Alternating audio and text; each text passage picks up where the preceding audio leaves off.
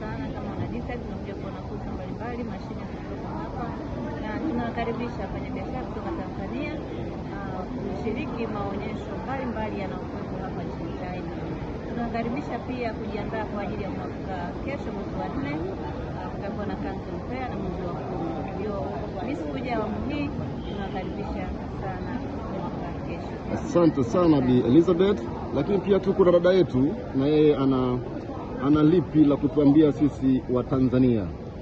Okay, mimi kwa jina naitwa Happy au mkurugenzi wa Alizing Trading and Logistics Company kwa Mzungu. Kwa ufupi napenda kushukuru wale walioandaa maonyesho haya pamoja na ubalozi wa Tanzania na kutupa fursa nzuri. Labda tu niwaambie kwamba kwa maonyesho kama haya kuna fursa mbalimbali, sawa. Especially kama mimi unaona nahusika na kufanya trading, yani nafanya sourcing. Kwa ninapokuja kwenye maonyesho kama haya nakutana na manufacturers au suppliers wa bidhaa mbalimbali.